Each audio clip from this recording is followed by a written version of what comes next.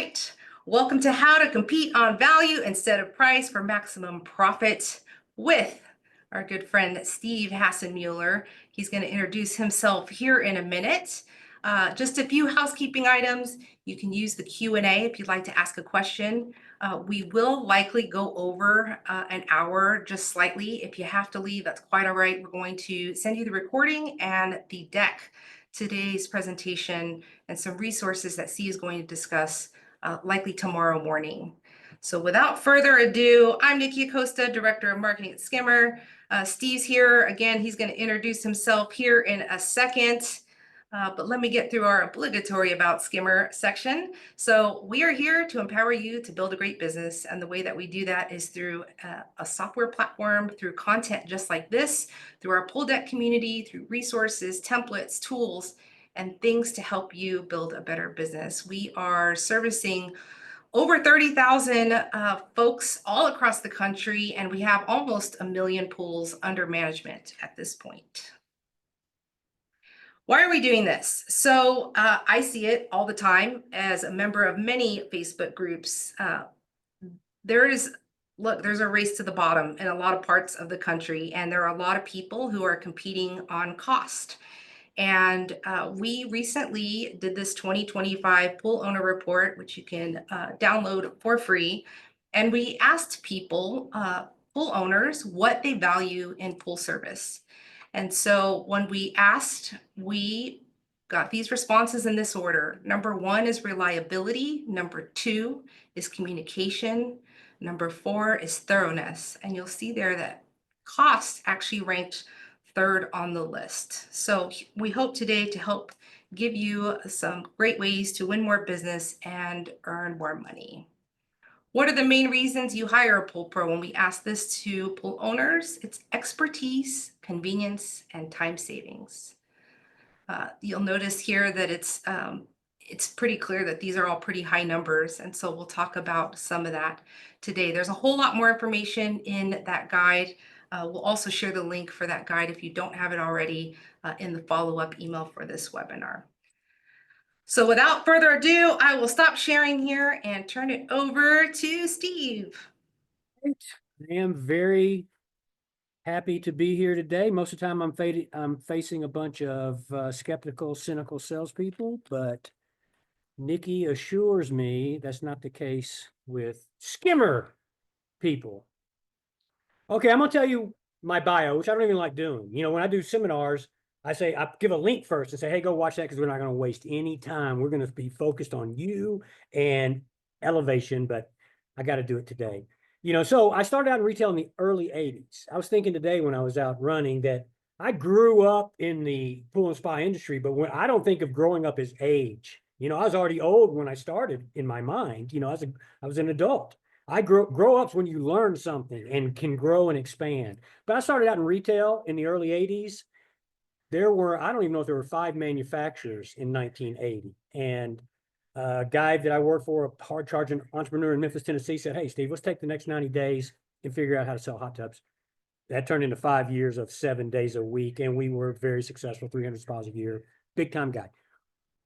Left that and went into the wholesale part, lived in New England as an outside rep. That's when I learned hard about cold calling, rejection, the fact that people are basically the same everywhere, that people in upstate New York as country, as people in Tennessee, that really served me well later on in career internationals, that people are basically the same. Humans are basically the same everywhere with the same wants and needs.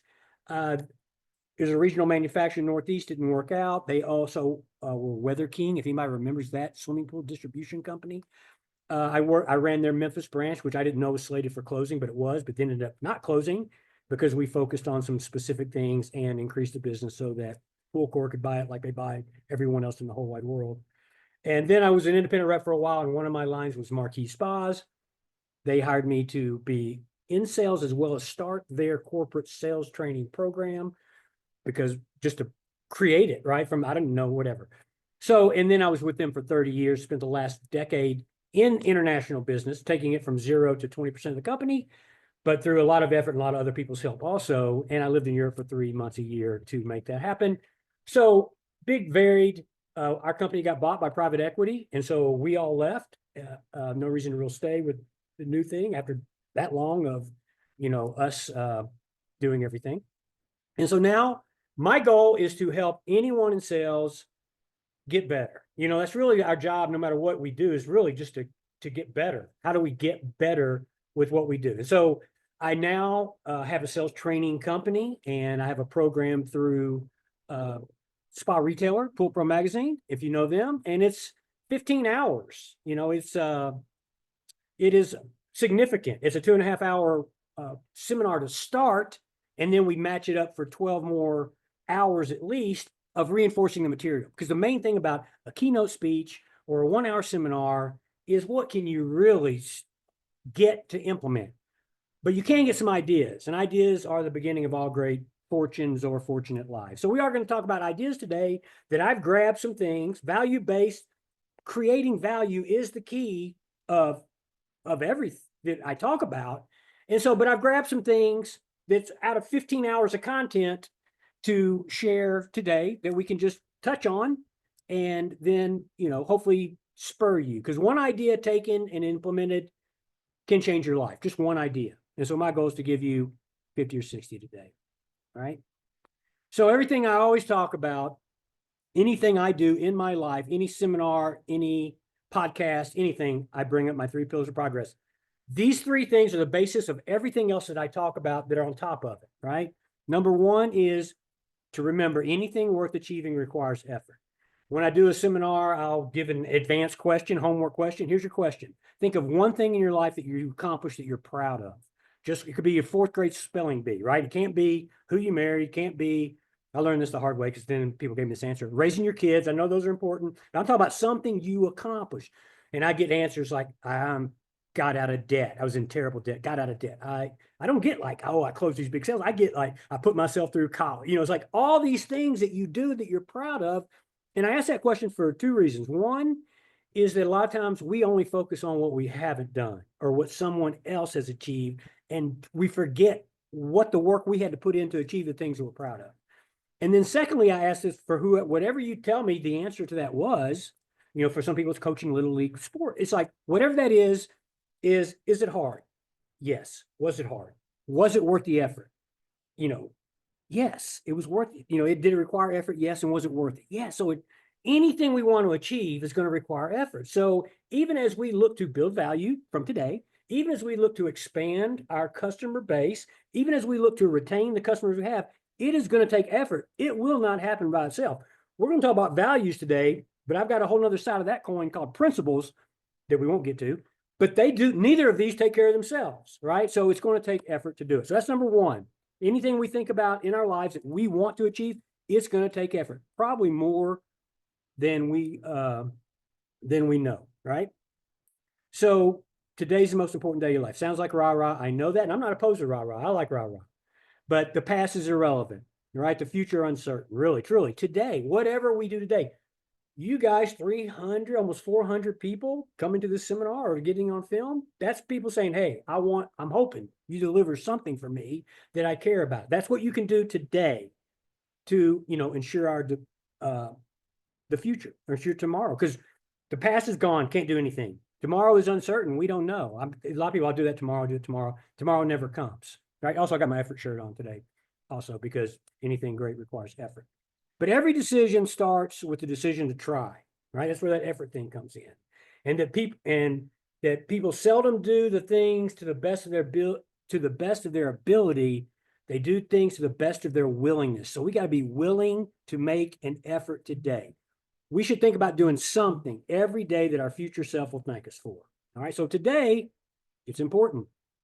It matters. And then every day is a presentation. When I talk about presentation, I'm talking about what we bring to the marketplace every single day. And I also mean what we bring in our personal lives and our professional lives, because to me, they are all the same. They are one and the same. There is not a work balance, life balance. There's only life. And we work 60% of it by the time we die. So they are all together. And what we bring to one is usually going to impact the other. And I normally say that what we bring to the work every day, who we bring to that work, is going to determine, how well we do that work. So what are we going to bring it every single day? And so I define presentation. It's a demonstration meant to inform, persuade, inspire, motivate, or build goodwill.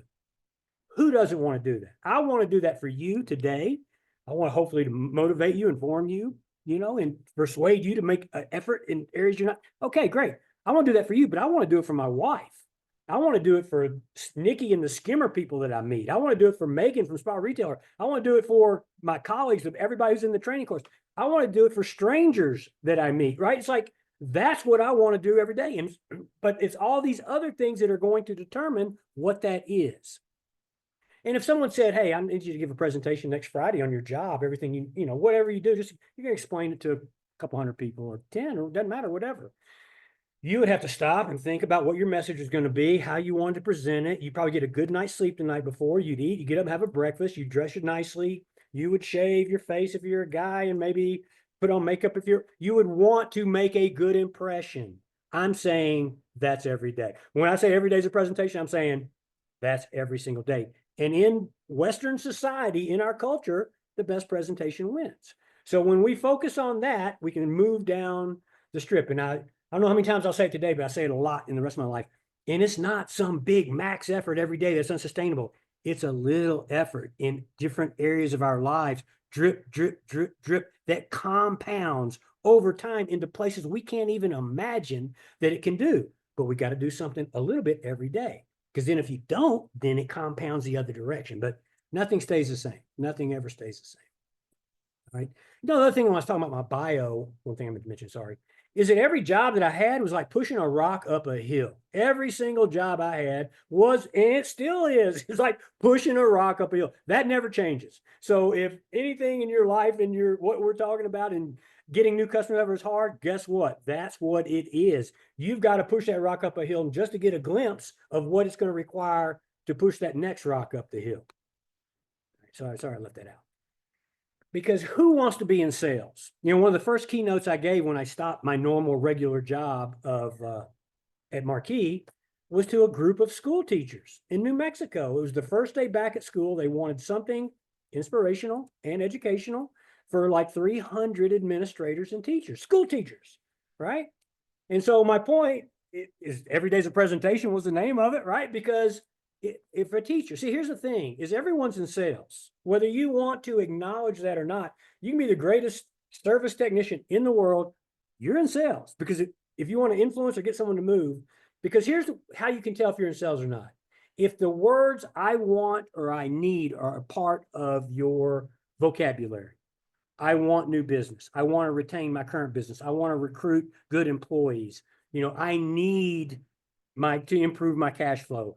I need my kids to do their homework or eat their dinner.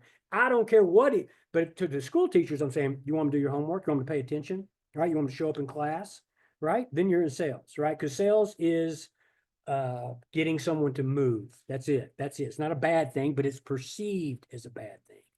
There's a book by Daniel Pink called To Sell is Human, where they did a big survey and they asked people, think of a word. When you think of a salesperson, think of a word. And the word cloud they came up with, pushy, dishonest, manipulative, annoying, slimy, challenging, sleazy. Ooh, who wants to sign up for that? Who wants to say, hey, I want to be a salesperson, right? Then they asked those same people, now think of a image, a picture when you think of a salesperson. And the answer was a used car salesman, Willie Loman, if you remember who that is, Death of a Salesman. Car salesman, pushy, man in a suit. Where's the love, man? Where's the trust, right? We always talk about how people got to build rapport and people got to trust us. And this is their perception of us. I've always asked people in seminars every year, how many people here are professional salespeople? Never get 100% hands, never.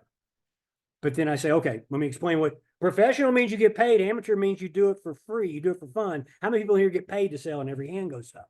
So even we've got a misperception, of what we're doing. So, this is the research. This is what we're up against. We didn't create this, but we got to deal with it, right? So it's just the way it is. And we have to sell our service, our products at a high level. We need a closing ratio. How many people do we see? How many people do we close? That really is how well we're doing. That's the only objective metric is how well we're doing. And that's what I'm hoping to help everybody in the world improve their closing ratios. Some, some of one of the most encouraging things I've read in the last 5+ years is about retraining our brains about that we are not stuck the way we are. We aren't have to stay, how we were born, how we were raised, how we started, that we can actually reprogram our brains. And there's a book called Thinking Fast and Slow by Daniel Kahneman. And he talks about how the brain basically has two systems, right? And 95% of it is the fast system, system one, where we just look at something and we make a judgment, right? So that they use this word, this phrase, or those letters, what you see is all there is. So when I look at a salesperson, 95%, boom, what's my past experience? What's my past stereotype? What's my past thinking? It's fast, right? You're just that word cloud that I just said. The other 5% is the slow system.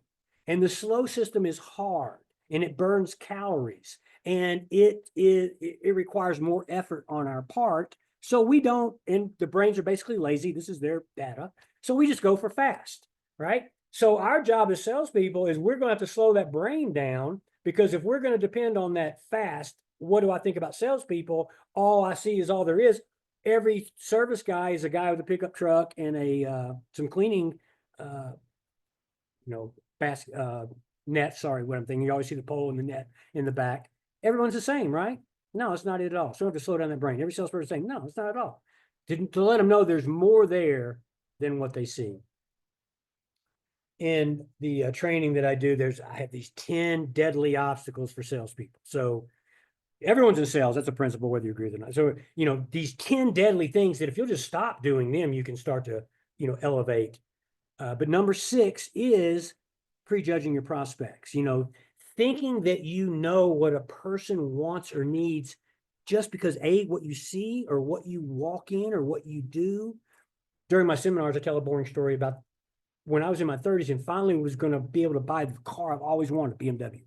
I went to BMW dealership, ready to go, man, and got blown off by a sales guy. I'm just giving you the fast part of this, the fast forward. And I left, and I was like disappointed. And actually, I was so disappointed. I called the manager of the store. I was like, because they had advertised this car and this price, and I was like, he's like, who'd you talk to? And I told him, he's like, God, I'm sorry. Please give me another shot. I went in, and then I talked to a really great salesman named Warren Hopper, who I learned a lot from. And I bought a car. And when I was left, I was like, man, Warren, why'd he blow me off? And he says, because the car you drove up in Infiniti. People in Infinitis don't buy BMWs. That's obviously not true, right? So prejudices kill. They kill. I was having a philosophical discussion with Nikki yesterday, which I didn't know that she has a major in philosophy, but Descartes, did I get that right today? Descartes said in the 1600s, all human error is based on prejudice. All human error is based on prejudice. So that's what we have to fight. Speaking of philosophers, Spinoza had a philosophy in the 1600s called the conatus philosophy, which is, conatus is Latin for effort, that human beings are wired to make an effort and better our lives. Ooh, okay, I meant to bring that up back on the effort part. But so prejudice. So we got the prejudice. We got the prospect who's prejudiced against us. We just saw the word cloud. We know that, right? We know that. We got to deal with that. We've got the salesperson who doesn't raise their hand to their preferred salesperson. We prejudiced against the profession, right? Because we're considered dishonest, aggressive. We don't want to be it. I'll be an account executive. I'll be a business development. I'll be anything but a salesperson. Don't call me a salesperson. And yet that's what we have to do. We have to make a sale. And then we got both that are prejudiced against the sales process because we think it's going to be uncomfortable and it's going to be high pressure and you're going to try to get me to do something I don't want to. How do we ever get anything done? I'm not sure, but we have to deal with this. You got to deal with the prejudice. And so what I have been, what I have been teaching, without really calling it this, but I'm calling this now, is an anti-sales approach. Anti means none of that stuff. Eliminating the stereotype. One person at a time, one salesperson at a time. Taking an everything you don't like about sales, that everything I do is going to be the opposite. Now, here's the thing. Some people think, oh, anti-sales, sign me up, because I don't like that whole sales thing because, I feel uncomfortable. This will be easier. It's not easier. It's harder. There's much more demanded of you to do this, to be the type of person who's going to break that stereotype, that's actually going to humanize the sales process with other human beings and get something to happen appropriately. That's going to take a much bigger, but that's all right. Because guess what? Everything requires effort. Anything worth achieving requires effort. And actually, a lot of salespeople that I know don't find meaning in their work. That's how we create meaning, is by doing something worth doing that's not easy, that actually helps us be successful. And then we get that whole cycle of virtuous cycle of success going, and we have to keep working at it, right? Okay, so an anti-sales approach includes these things: mutual trust and respect, right? That I'm going to respect you enough not to even think, because of the car you drive or the house you live in or the whatever, I'm not going to prejudge you. I'm going to trust that you have good intentions. I've got positive intentions. I'm going to trust you have to until you prove me wrong to begin with. And I'm going to give you the respect as a human being every single time. Not I'm smarter than you, or, insult you with some of the stupid sales tricks that we've all, been sitting through for years on how to manipulate the situation. I'm not going to do it, right? Not going to do it. No manipulation, no external pressure. I'm going to be transparent and clarity. We were talking about yesterday, if you ever rent a Verbo and it's $100 a night, so you think, okay, I'm going for a week at 700, and you click on and it's $1,920, and you're like, what happened? And then they get into all the fees and that you didn't know about. It's not clear, and you don't feel good. You don't like it at all. Well, the same thing with anything we do: transparency and clarity. Here's what we do. Here's how we do it. This might work. I hope it does. It might not work. Hopefully we are a good match. Maybe we're not. I don't know. But transparency and clarity, critical. Active listening and empathy. And these are skill sets that we're all terrible at. The number one reason everyone struggles with sales is because we're not listening, man. We're thinking about what we're going to say. We're not listening. Active listening means I'm engaged. I'm going to ask good questions, and I'm going to listen to those answers. And empathy means that understanding where someone comes from, even if you don't agree with them. When I bump into people, sales, and I did a price. Okay, I get where you're coming from. Americans are trained that way, right? I get where you're coming from, but I don't agree with you. And that's not my thing, but I'm going to explain to you why. I'm going to build value on everything I do. But active listening and empathy. Another interesting thing I read recently on some data: the number one determining factor of if a salesperson is going to be successful over time, because we're thinking, oh, close more sales or whatever. It is being prepared. I've been quoting some other data that 83% of customers say, I didn't feel like the salesperson was prepared, right? So anyway, being prepared. Number two is adaptability. So it's like, where are these skills that we're so nervous about when these are skills that can be developed? We can prepare, we can listen, we can develop empathy. And let me tell you what, the better listener I get, you'll realize how much of a better listener you need to be. And the same thing with empathy. Minimal pressure. Doesn't say no pressure, it says minimal pressure. None of us want to waste our time, right? So I need a reason. If I trust you and like you and believe in your thing, I need a reason to go ahead and do it. And so when I say minimal, I mean credible. Give me a credible reason to do business with you, right? Minimal pressure, not manipulation, not external force, not today only, nothing like that, but a reason for you to say, okay. And then authenticity and honesty. And I quote in the workshop, there's some studies done by Duke University about, man, the power of authenticity. Because most salespeople I need are trying to be a salesperson. Instead of a person developing sales skills, they're trying to be a salesperson, whatever that is. We're playing into the stereotype and making life harder for everybody. But authenticity, I got those letters underlined because I got this whole section on unity. That's the word unity in there. And all these other words that unity is, this dynamic tension in these unity that we got to live with. The first biggest one is uncertainty. Will it work? Will it don't work? What do I do? What do I don't do? You got to do something, right? So there's that dynamic tension of uncertainty, right? So there is no certainty, right? So there's that we have to live with, right? Authenticity, honest and fake, right? We're scared to be honest, right? Because then it makes it vulnerability, right? Vulnerable. How do we get unity there? That's what I saw a great quote for vulnerability, meaning it's what we want from everybody else, but we're not going to do it ourselves, right? We're not going to be vulnerable. So, and then how does that fit into sustainability? Because that's really my thing. Because, when I say I grew up, means I got older and learned in the spa business, but I saw a lot of people not come along. I mean, the majority of guys that I knew in the 80s that are in the industry now are less than 10. that I personally know that I've seen there because they went and did something else. They burned out, it wasn't sustainable. So I think a lot about sustainability, short-term, long-term, another dynamic tension. And what's it mean about humanity? How does our work have meaning? You know, of course it does. I mean, other people are counting on you. I mean, when you think about even a service technician in the field, right? Swimming pool. How many, your family, let's don't forget them and the company you work for, but what about all the chemical manufacturers, the equipment manufacturers, all the people in the world, liner, everybody. I mean, we're talking about these huge things that how well we do is tremendous trickle down effects, right? So short-term and long-term decisions on how we can be sustainable. And then, you know, what meaning is profundity, meaning or amusement. We're going to spend all our time on TikTok or whatever. We're going to come to a seminar and learn something and grow and keep moving and pushing that rock uphill. You know, so whatever we do, the next job we have is going to be based on how well we do this. And we're not going to wake up one day and say, oh, when I get that job that I'm somehow thinking in my mind, I'll work real hard. That's not it. It's going to be, I'm going to work hard today. And then I get an opportunity to glimpse other opportunities. And it all comes down to values, which is really eventually in most speeches I give, I get to the actual subject that I was supposed to talk about to begin with. So we talk about values, and there's two parts of values. There's values, which are personal standards of behavior. And when I do sales training for people that are like, you know, selling the big ticket items, not necessarily service, which is just as viable as anything else, but a majority of people I'm into in the hot tub business, swimming pool business, whatever, building value to do that. But there's our sales effort, that anti-sales approach has to be values-based, personal standards of behavior. So 5 values. This is my first AI image. I didn't explain it completely to you, Nick. I forgot about that. But here's it is, because when I say these values are important, you'll go, yeah, you'll nod your head. We all nod our heads. Head nodding doesn't mean anything, right? So that's in our brain though. Like, yeah, Steve, of course, that's important. But we got to get it into our hearts, and we got to let it grow roots to where we embody these things.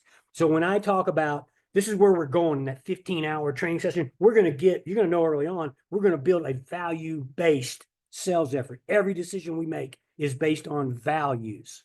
Okay. And here's what they are. 5 values. Perseverance, not quitting when things are tough or uncomfortable.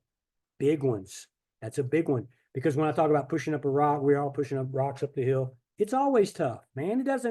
John Maxwell says, you know how if you know you're on the road to success, it's uphill both directions. That's where you're making something happen, is if it's hard, right? But we don't quit, especially if it's worth doing. We don't quit.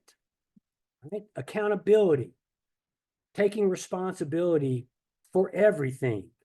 I don't know if you guys are familiar with ex-Navy SEAL named Jocko Willink, who's given a picture of his watch at 5 a.m. every morning or 4 a.m. when he gets up and starts going crazy. But he had a book called Extreme Ownership, which means extreme ownership means you take accountability for everything.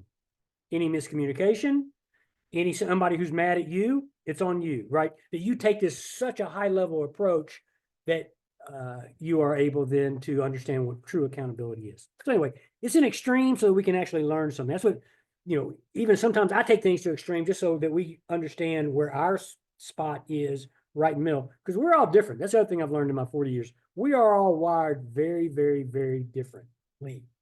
Yeah, we still have to make the sales, make it happen. We got to make it happen every day, but we're all different. So we're going to have to make it happen in our own way. And we need a path to do that. Values-based is a key. You know, I go to a gym here locally, and everybody's got different weights. They got doing different exercise. Everybody's different, right? We still got to do the work, but we're all going to do it differently. And that's where authenticity comes in also. Diligence, which is effort, right? Persistent exertion, persistent effort, working conscientiously with a lot of effort over a period of time. That's what diligence is. I'm diligent in my efforts. And then discipline, self-control, training oneself to do what's right and necessary to achieve one's goals. Got to have goals. That's another deadly obstacle, not having them. We're not talking about that today. And discipline requires practice and effort, right? It's human nature is to be selfish, right? Me. Discipline is working on that and working on doing what we need to do when we need to do it to achieve our goals. And then last is integrity. And when I look, these are all important, extremely important. But man, if we just take accountability and integrity and embrace integrity is honesty, responsibility, and respect. Respect for other human beings, right? Respect for ourselves. and respect for the work that we do, respect for all that. That's integrity. So we take integrity and accountability, we can make a lot of great things happen because it'll bleed right over into any other decisions we have to make. So I always think about, okay, where's our baseline? How do we get a baseline as a group? That's why I don't really do like 1 hour. Well, this is like exposure, but I don't really like go somewhere to an event and speak for an hour because what can you really accomplish? You know, we all got to get on the same page and then we got to like start building on that, you know, over time. So it takes time. It's basically what I'm saying there. But how do we get to a baseline? Here's my baseline that I got from John Wooden, and Nikki unfortunately did not know who John Wooden was, but he is considered the greatest college basketball coach of all time, UCLA, right in the 70s, 60s and 70s. 10 national championships in a 12-year period, 7 in a row. There is a Wooden Award. I don't know if it's to the number one team after the March Madness or whatever, but it's something big. Coach, I don't know, but it's the John Wooden Award. But his whole focus is on a process. It's like, it was focused on the process, but you becoming your best every single day and just following a process. And from that, we would build successful teams. And so even the first day of practice, he would show you how to put on your socks. It may sound so dumb, and tie your shoes. So, but you don't want blisters. You don't want it coming untied in clutch time in a game, right? So let's do the little things right. Big things take care of itself. He never coached for national championships. He coached on tying your shoes right. And these 3 principles, if you wanted to be on his team. So if you want to be on John Wooden's world championship team, and I'm saying, can we all just take these 3 as our base and then we'll build from there, right? Number 1, be on time. Be on time. And so when we think back to those values of integrity, of accountability, discipline, right? So if this is something you struggle with, can't be on a championship team if you're not on time, right? So this starts that. I don't want to go off into a tangent about making your bed, but if you don't, let me tell you the biggest thing you want to turn your life around tomorrow. If you don't make your bed, wake up tomorrow and start waking your bed and don't stop ever. Interesting thing too is any new habit that you talk about doing or whatever, there's some data that says you got to do it 67 times. 67 times of uncomfortable before maybe it starts being comfortable. And I'm always surprised because I ask this seminars, how many people make their bed thinking, man, we're all past that, right? But there's science and data behind that about that discipline and that control and how it bleeds over into the rest of your life. So if you don't make your bed, make it. If your kids don't make their bed, make them, right? Anyway, be on time. Sorry, discipline. Here we go. Number 2, be neat and clean in appearance and speech. How do we look when we roll up at someone's house? How's our company look? I don't know, but if you want to be on a championship team, you're going to be neat and clean in adherence to speech, and that means I'm not going to curse or whatever. During John Wooden's time, Bill Walton was a player, and he, if you don't know that, was one of the greatest college players of all time. Played in the pros for a long time, like 7'1", and in the NBA Hall of Fame. I'm not even an NBA guy, but John Wooden guy who's about, let's do a process, let's all get better every single day, and let's have great outcomes. But it was the 70s, and he doesn't allow beards on his team. Got to be clean cut, neat and clean, appearance and speech, all times. And Bill Walton shows up with a beard. And he says, Bill, we don't allow beards. And he says, it's my right, coach. And he goes, you know what? It is your right. And we're going to miss you.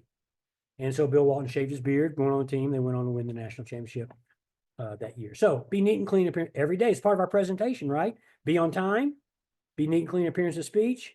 Never criticize a teammate. Never criticize a teammate. Never criticize a colleague. Never criticize a competitor. Never criticize. And another big one, never complain. Complaining is the killer. That's a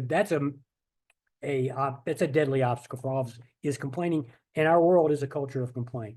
So I say, okay, can we rhetorically, and we all nod our heads, yes, can we just take this as a baseline that we'll do this, we'll be on time, we'll be neat and clean appearance of speech, and we'll never criticize a colleague or a competitor, and then we'll build from there, drip, drip, drip, on a daily basis. Because even when 30 years ago, when I started, I've been around 40, but I really started like doing seminars for the companies and things 30 years ago. So 30 years, I always talk about, man, we got to be lifelong learners. We all have to have a growth mindset. And everyone would say, yes, yes, and then not do anything that actually makes that happen, because none of this happens on its own. There's a term for this, and it's called cognitive rigidity. And some guys my age, sales reps in the field still, are some of the most guilty offenders. That it's like, this is what I've done my whole life, and I'm going to continue doing it. I'm just rigid versus continuing to learn, trying things that work and don't work and failing, being okay to go invest in yourself and take a course, buy a book, buy a journal, spend some money on yourself. Warren Buffett said the best advice I got for you is invest in yourself, right? Understand you can train your brain.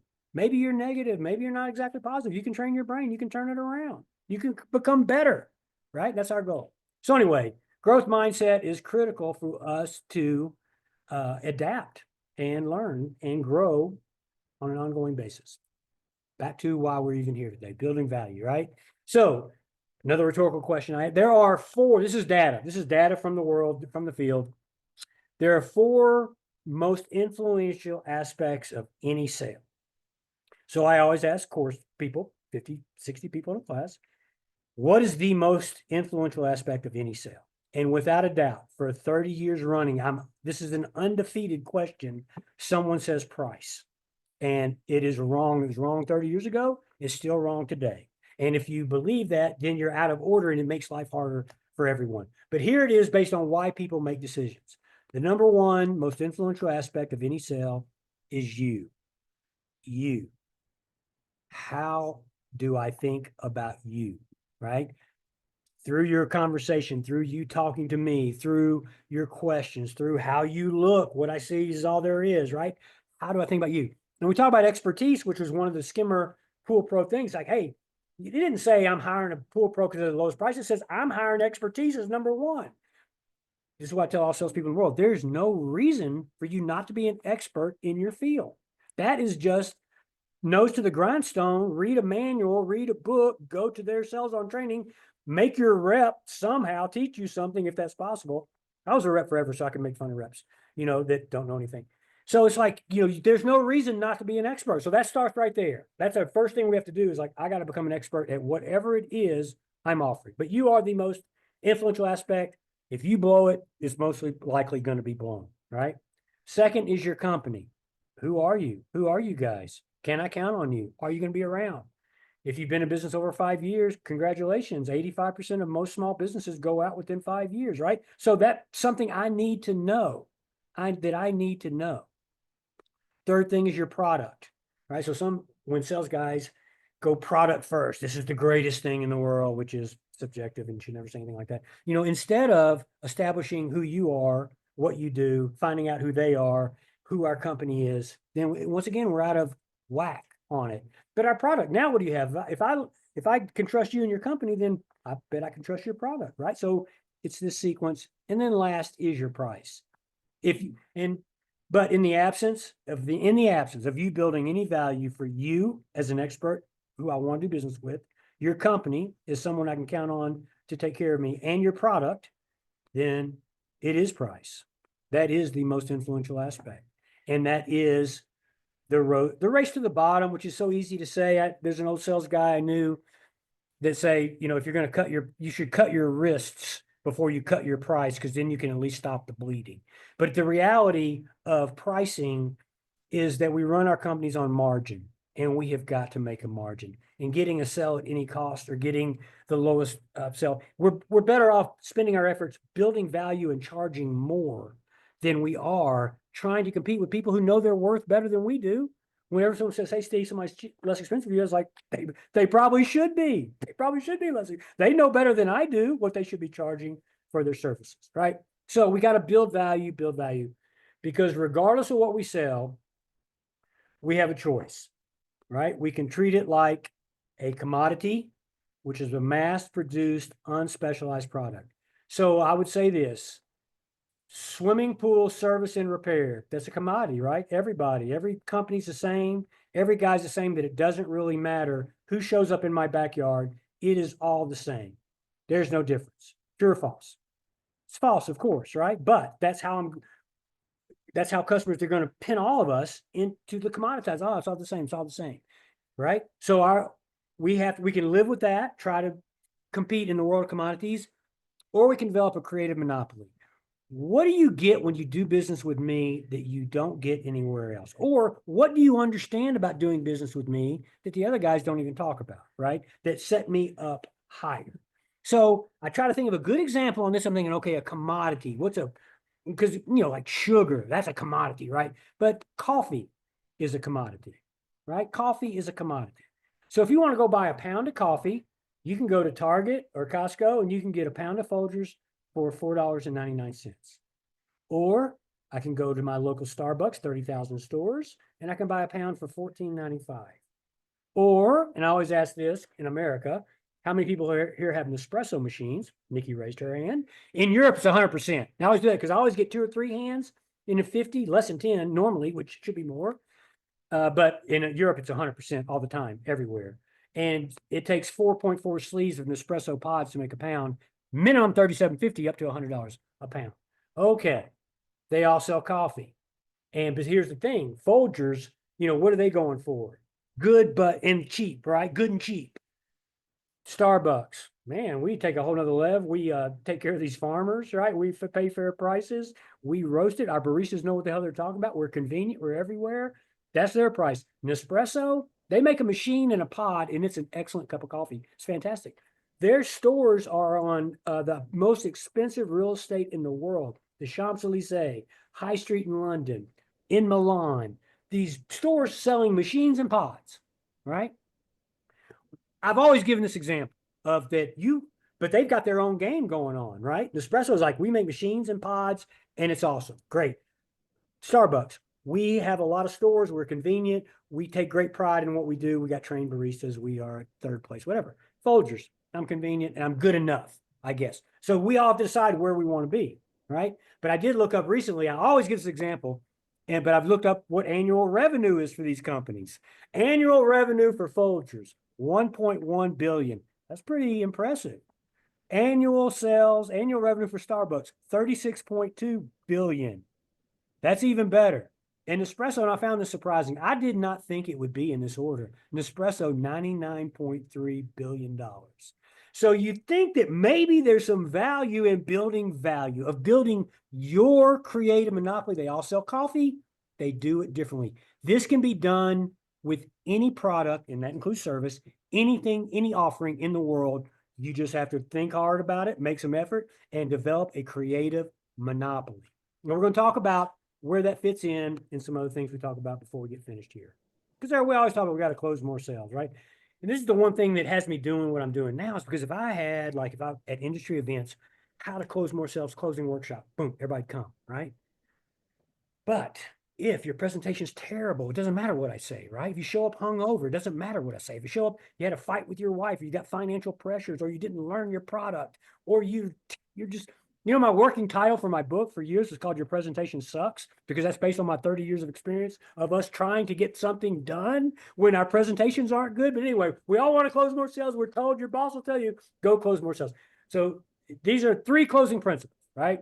You need a satisfying story, without a doubt, right? What do you do? How do you do it? Right? Are we a good fit? Right? You need to you got to find out who that other person is. This is solid. We still have to close sales, right? It's just that, man, if you close on a house, you're excited. If you talk about closing a sale, then we all get nervous and weird about it, right? And then comprehension of buying signals. Are they ready? Are they going to buy? Do I need to give more information? What do I do? Those are like the traditional principles, undisputed truths of closing sales. You're going to need a story. You're going to need to uncover motives, and you're going to have a comprehension of what's going on with your customer through active listening and empathy. So, have you ever heard the term coffee is for closers? Well, it comes from this film, which I'm always surprised because I'm old now. I use this film as an example, and a lot of people in my courses don't know what it was, but it's called Glengarry Glen Ross. It's the greatest sales film of all time. It's brutal. It's hard to take. It's terrible. But this is where the term coffee's for closers come from, and this is the actual scene. Put that coffee down.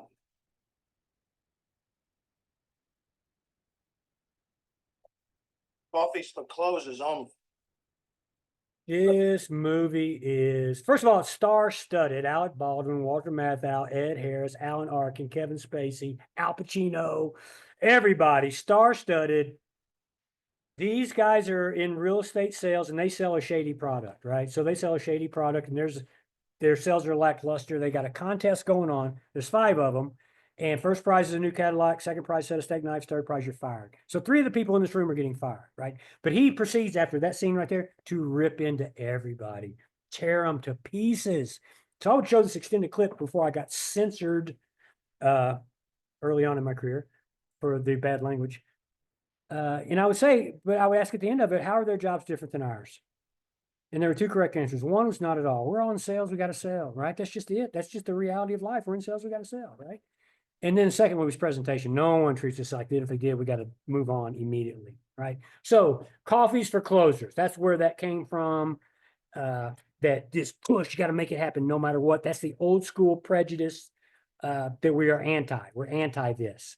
And he would flip that board over and say, always be closing, always be closing. Now, this is not in itself not bad advice. To always be working towards where the purchase takes place. That's not bad advice. But when he talks about it, he's talking about external pressure, aggression, dishonesty. He's talking about everything, all the things that we're not talking about. But always be closing. But it's a new era. It's not just the anti-sales era. It's the humanizing of the sales process era. So we do need to ABC it, but we need to think in terms of always be connecting. As a salesperson, I need to always be connecting. Who is in front of me? I don't know. I got to find out. What are their wants, needs, desires, thoughts on this? I don't know. I got to find out. I got to ask good questions. I have to listen. And I don't want to waste your time. I don't want you to waste mine, right? So I got to do all these things because we got to have a connection. So coffees for connectors. That's my new 2025 onward higher level of anti-sales approach. Coffee is for connectors, right? So we have to connect because we still got to get the business, still got to make it happen. Connection principles. So these are undisputed truths from connection from AI, not from me. It's like, okay, what do we need to do to connect? So this isn't me making these match up with other things we've talked about, right? Number one is authenticity. You want to connect with someone, you be you. I met Nikki at a bomb scare, you know? And so she's just talking to me. She told me she liked my red corduroy pants, which I never get to wear, but I got to wear them in Atlantic City, right? So she was just like, hey, I like your pants. It's like, you know, it's crazy. But authenticity, that's what makes a connection is authenticity. That's our greatest challenge is to figure out how to make that our PowerPoint. When I say PowerPoint, I mean that's our modes of power is me being me, but I still got to go through the process and I got to get things done. Authenticity, shared values. We already talked about those, right? Integrity and accountability. Well, everybody wants that from their salesperson and their provider. Okay, we're going to have that. Empathy. We talked about that, understanding where someone else is coming from so that I can actually either help them or not help them, right? If it's not something we do, then we don't do it. And then support. How do I know long-term you're going to be there? Because you're going to have to explain it to me, right? So when you're in like hour 5 of the current workshop that I do, we get into presentation mapping. Okay, and so point I want to make on this is that a great quote I heard one time because I could never figure it out. It took me like 5 years of thinking about to figure it out. Called a map is not the territory, right? The map is not the territory. But what that means is if you had a map of your city, that's not the city, right? The city is like living, thriving people, breathing. It's not that, right? So this is not a presentation. A presentation is a presentation. This is a representation of the important aspects of a presentation. And it's a great map that if you follow it and get better and better at it, you will see your life get so much better and so much easier, right? So you see the color codes where you, the most influential aspect of any sale, then your company, the second most, then your product, the third most, then your price, the fourth most. We're going to cover those today, and then we move on to the actual sell, no sell that, which we don't have time to do, right? So we're going to talk about those. So you also see underneath that where I talk about going all in and who we are and creative monopoly. We're going to talk about those very briefly through a worksheet that I pop up on the screen to give you some ideas. But on the workshop, we're also going to see a box 4. And my box 4 is a guy that I think extremely highly of named Chris Voss, who is an FBI negotiation expert with terrorists and bank robbers, people who are killing people, right? On how you use empathy, tactical empathy, and words to communicate, build rapport, and achieve anything you want to achieve. You know, I've been saying for years, every day is a presentation. He says every day is a negotiation. Because he talks about, you know, in your own personal life with your kids, but also in your business and everything else. It is not manipulation. It is magical. I recommend this book for everyone. And so that's why when I have box 4, I'm letting you know, this is not Steve saying this. This is a guy who I think is at this extremely high level of communication this is something for us to consider to make an effort to get better at, right? So I highly recommend the book. And then box 4 is one of his premises that I'm going to explain what his thinking is and how we use it. The other thing, one of the first things we talk about, and I always talk about everybody, is, you got to go all in. If whatever work you're doing, you got to go all in. You can half-ass it or you can go all in. The all-in version of anything is always better. Any relationship you're in, any work that you do, anything, do the all-in version. Well, I'm all in on Chris Voss, and he happens to be doing a one-man show on Broadway, and actually in a couple of weeks, and that I'm a producer. I'm making it happen so he can do this. Guy named Nick Nanto is filming it also, and it'll be on Amazon Prime as a video, as this one-man show about his life and how's it impacted whatever. But it's also about how we use his skills that he talks about in everyday life, at work and at home. And the guy who's filming this, he did Rudy from Notre Dame. He just did one with Lisa Michaels. These are all on Broadway, and then he turns them into documentaries. All right, so I'm all in on Chris Voss. So now you know how I feel about him when I get to box 4. So, okay, so here we go. We're in number 1 right here, you, right? So I'm saying we got to go all in because this is the most influential aspect of any sale.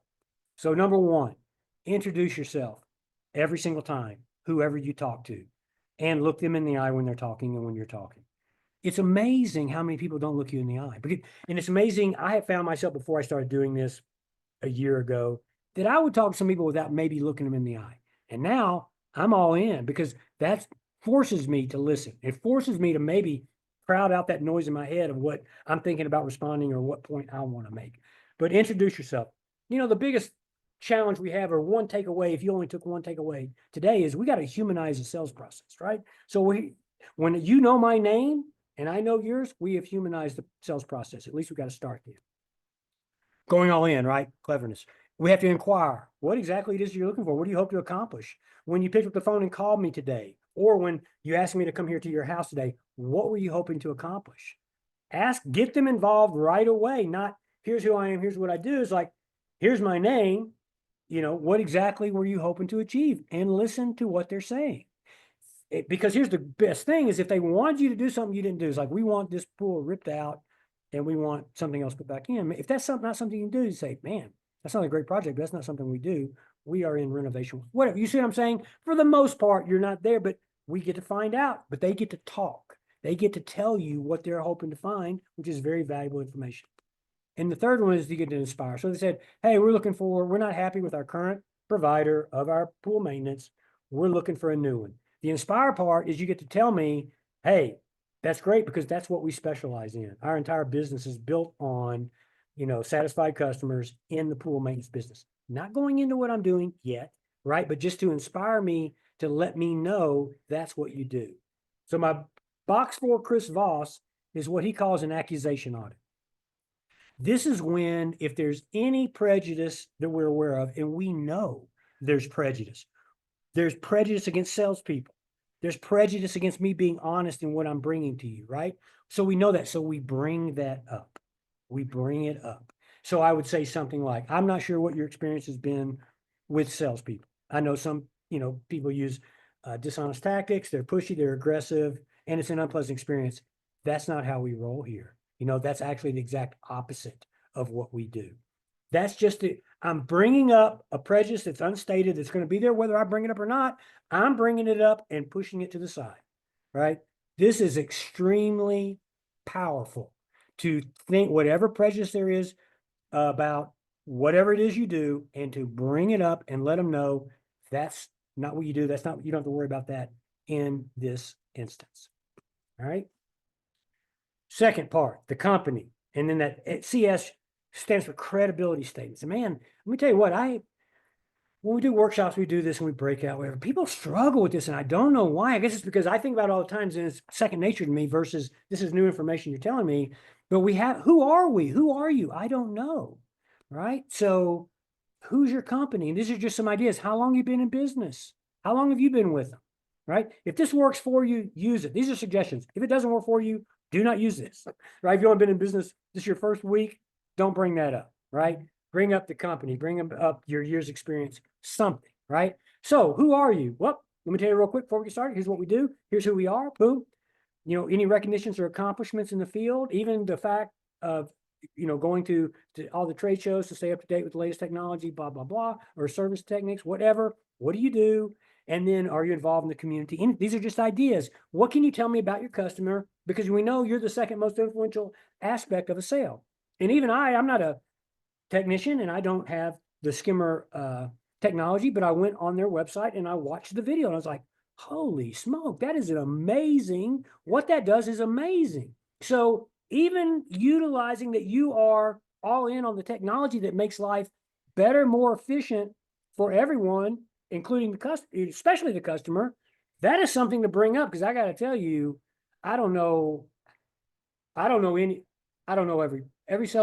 every pool builder service guy with routes that I know is not on technology. I don't know a lot, but I'm just saying that is something to be proud of and to bring up. But just quick 3 things. I'm going to get into the big 3 in a minute and tell you why we got to be efficient with the words that we say and make an impact. And then another Chris Voss technique is to go for no. He never asks a question we can say yes. Never. And he does it because he used to, and I used to also until I read Chris Voss and became an acolyte. Because yeses are insincere. Yes is what we say to make someone go away. Yeah. Does that make sense? Yeah. Is that the kind of company you like to do business with? Yeah. Right? Doesn't mean anything. It's manipulative, right? Most yes questions in sales are manipulative. So he goes for no, right? So, because it makes your brain stop and think and it makes you be engaged. So if he said, okay, I've been doing this for 30 years, I'm awarded this award, blah, blah, blah. I got all the latest technology to make it, efficient and lowest possible cost for the highest possible value for you, that let you know exactly what work has been done at all time. Full communication, everything we do. It doesn't sound crazy that this is a company I'm proud to work for, right? It would be a question where the answer was no. Instead of saying, does that sound like the kind of, I said this question forever. Does that sound like the kind of company you'd like to do business with? And people would say yes. And I thought I was doing something. I wasn't doing anything. That's an insincere yes, and it's manipulative, right? So I would go for no now. It's like, does it sound crazy that I'm proud to work for this company? Does it seem weird? Does it seem weird that I'm really proud to work for this company? And they'd say no. They're agreeing with you that no, you're not crazy at all. And then they're having to think about what you just said. This stuff is high level power that we can all aspire to. It just takes work. All right, so then we move on to Products Project 101 and our creative monopoly, what I call the big 3. What are your big 3 things? Product Project 101 is, don't assume I know anything about how this is going to work. So I'm going to use the example of my own.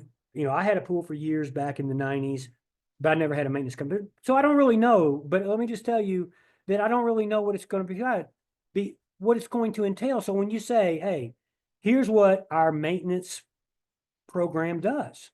We come weekly. We do an 11-point chemical check. We clean your skimmers or whatever. We make sure your things. We double whatever it is you do. Just give me 101. 101 means entry level. Give me entry level and don't pretend. Don't assume I know anything, because I don't, and most people don't.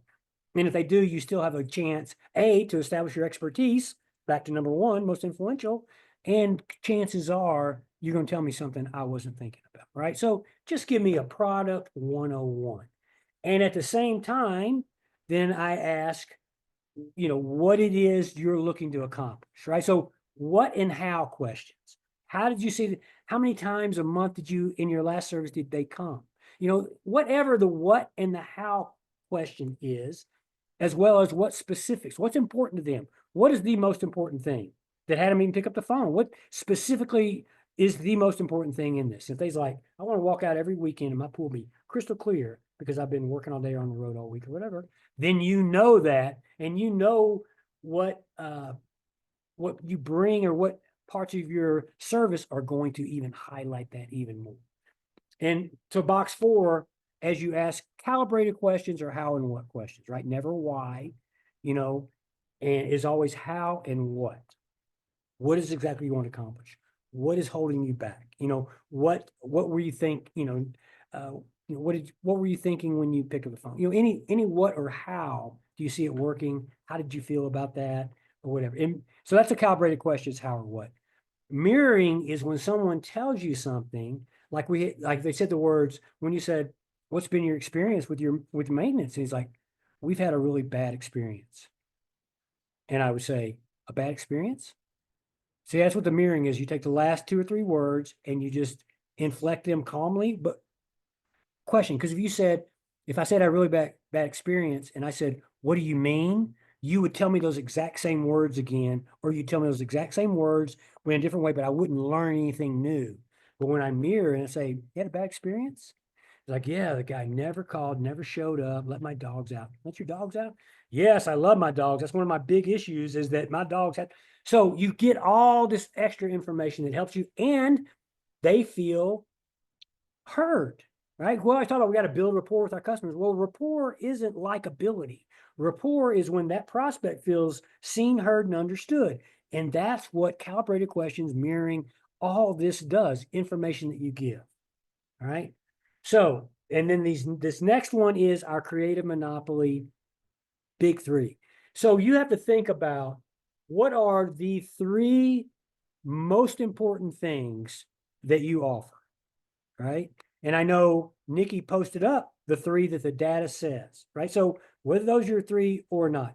When I was work for the company that I worked for 30 years, our big 3 had a hydrotherapy uniqueness, a water management that we made unique because it was different from what other people did, and a skincare treatment, right?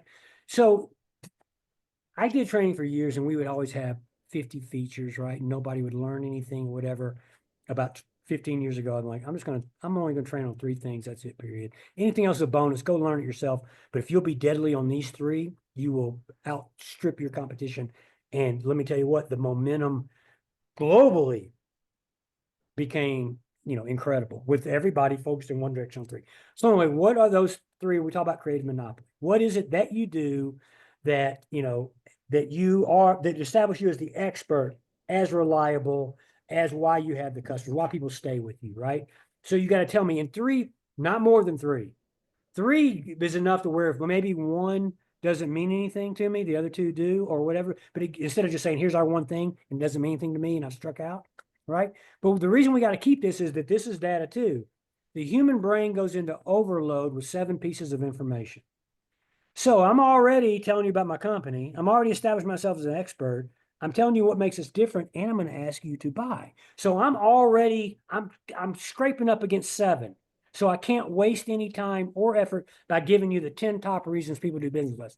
I'm going to give you 3, and they got to be your best. And you got to practice them, and you got to get better and better and better at them all the time.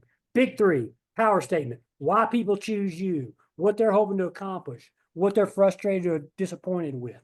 Why do people come to my training? Because they're tired of inconsistent results, because they don't know how to invest in their people to make them better people and better salespeople, right? That they're disappointed with their margins. That's why people go to. So anyway, that's the idea. What are your 3?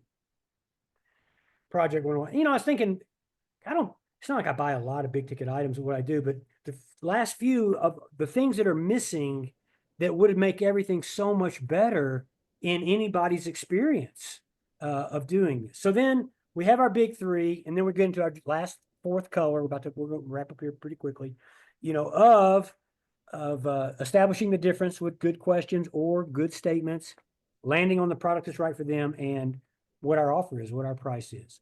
So whatever our big 3 are, right? The fact that we're highly trained, highly skilled people, that we want to have either statements or questions that boost that, especially if it seems to be important to them. Because the box 4 in this is labeling, Chris Voss technique. Labeling is a seems like, sounds like.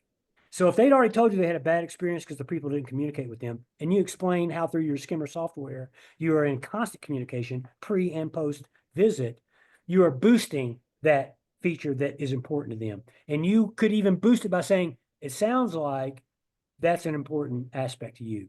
And they would say, yes, that might be the most, something like that. But that's what the boost part is a seems like and a sounds like. Because even if I was telling somebody something and they're like, I'd be like, it sounds like that maybe is not important to you. And then I'd shut up and let them tell me like, no, I was just trying to think about what you were saying. And actually or no, it's not important to me. He's like, great, that's good to know, right? I will not be spending my time on something that's not important to them. I'll spend all my time on the others, right? So the Chris Voss for is labeling seems like, sounds like. Seems like, sounds like. One of the greatest that I got from my BMW salesman, Warren Hopper, because what are we all programmed to say is that your price seems high. That seems like a high price. And he just looked at me all concerned. And he said, how do you mean? How do you mean? And I didn't have an answer, right? So that how do you mean for anything you get and puts it right back on me. Now I got to engage system 2 and I got to think, and I don't have an answer. I've just been programmed to say that my whole life. So labeling seems like, sounds like, right? And then summarizing. Another big point of his is our goal is not to get a customer to say, you're right, Steve. My goal today isn't to get you guys to say, you're right on that. My goal is to get you on some of these things to say, that's right. Because that's right means I'm in total alignment with you.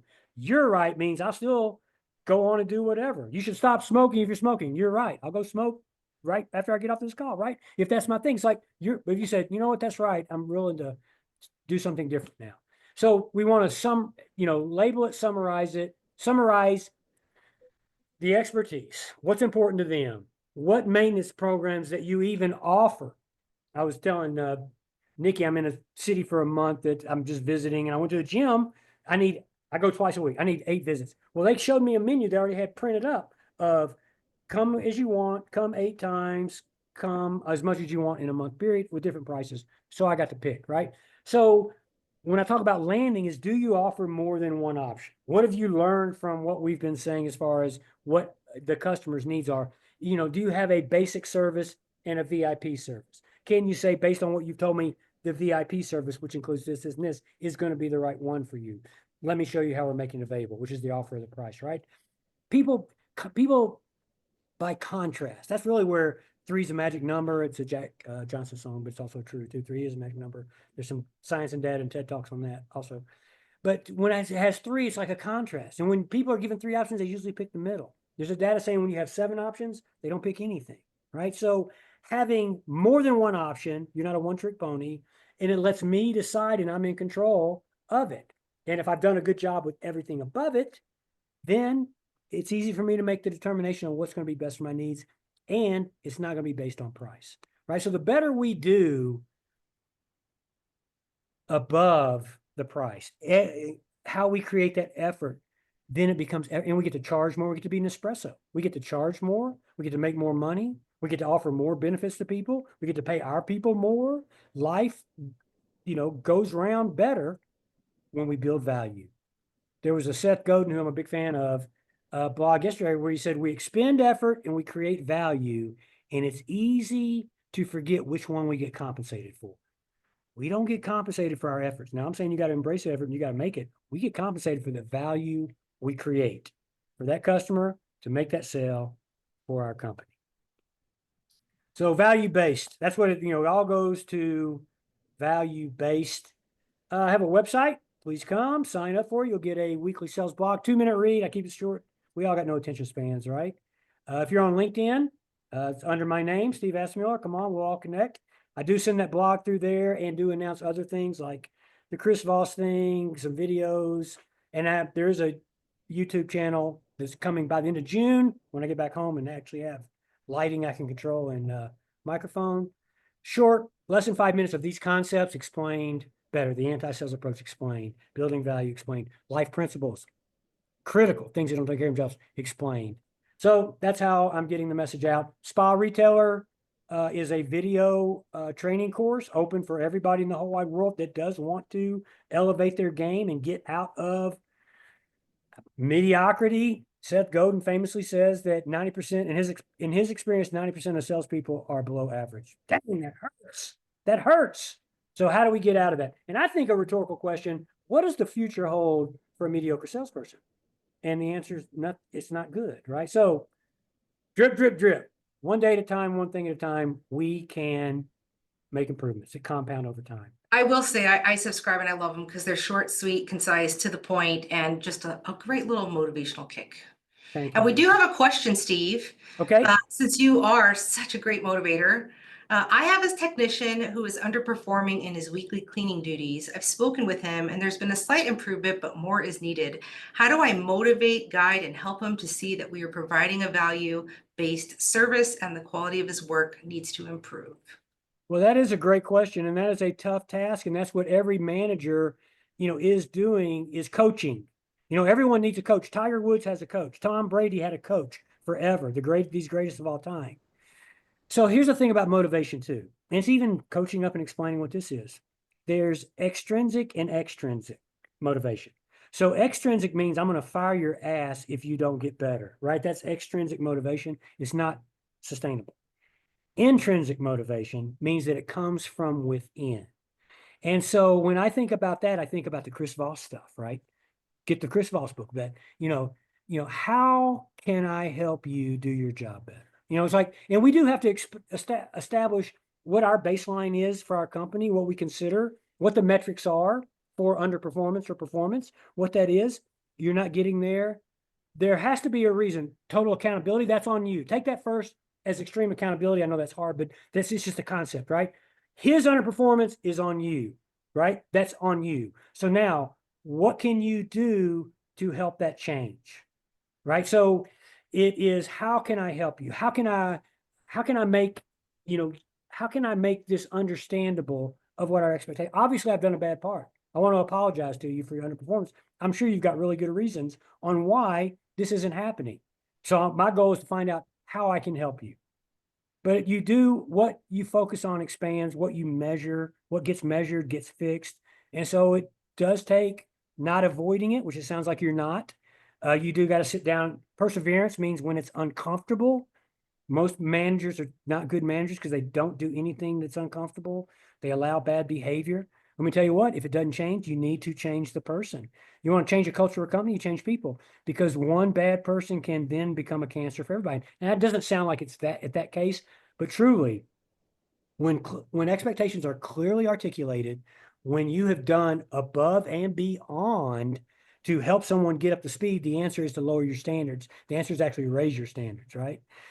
There's a Tony Robbins thing I do. I have a wristband called, if you want to make any impactful change, raise your standards, develop a better strategy, eliminate self-defeating thoughts, right? So how are we going to raise those standards? How are we going to eliminate whatever negative self-thinking? You can do it. Anyone else has ever done it, you can do it too. How can I help you? And then let's develop a better strategy. I want you to win. But if someone doesn't want to win, you can't win for them. And the day will come when you have to say, you know what? I'm going to have to open you up for whatever opportunity that you want to get behind and put the effort in, drip, drip, drip, and get better. So Yeah, one of the things that I find too is, especially for owner operators, especially in small businesses, is that it is really, really difficult to be able to manage effectively when you're also an operator and you're also out in the field and you're also, going out and doing quotes and trying to do, all of the back end business stuff.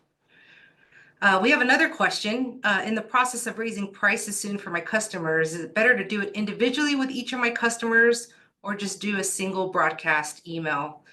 Miguel, we did a webinar on raising prices and we have a price increase toolkit that's available at getskimmer.com/resources. There's a price increase calculator in there. There are templates that are tried and true that some of our pros have actually used and found success with. We were in a community meetup yesterday. If you're not part of our Pool Deck community, by the way, you should absolutely join because we have tons of experts and tips and advice that comes out of that is just gold. But we were talking about this yesterday, and one of our pros has, I think he's like close to 400 pools, and he did a $20 price increase, and he lost 10 customers.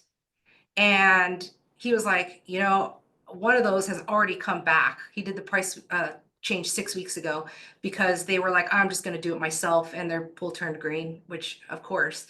But I think that the number one reason why people don't raise prices is because they're scared of losing customers. And if you do the math for this particular customer, he ended up having less work, more room on his schedule to fill with customers that were willing to pay his rate, and he was making more money.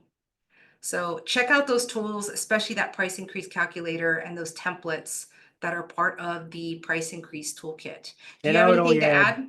Yeah. Yeah, I would say definitely, because what's tried and true, because what our comfort zone is doesn't mean it's effective, right? So what might make you comfortable, one-on-one, whatever. And the only other thing about sending that out to everyone is just think very hard about what a compelling story is, which is the key to closing a sale. Why that is, we all know that everything's gone up, right? What hasn't gone up?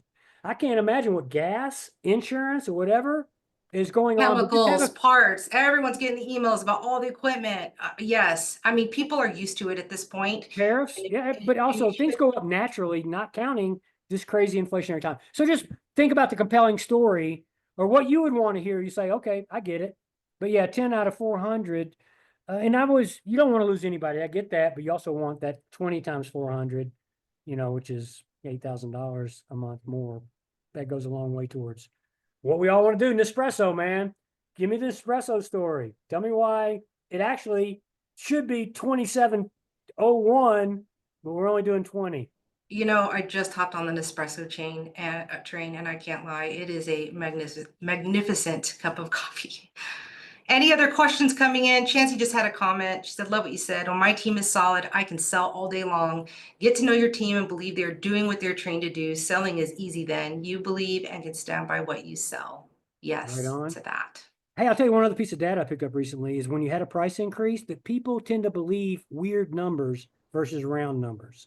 So a $25 price increase might be $20.19. Sounds dumb, but that's data that has come back that it sounds like you really put some thought and calculation into what you came up with. You just didn't throw a number at the wall. Take it for what it is. Take it for what it is. Thank you to all of you who have stuck around. I know we went over. I appreciate you all coming and staying. And thank you to my co-presenter, Steve. You are such a gem of a human being, and we thank you for your time. Thank as you well. for having me. I do appreciate it. Everyone, All take right. care. Take care.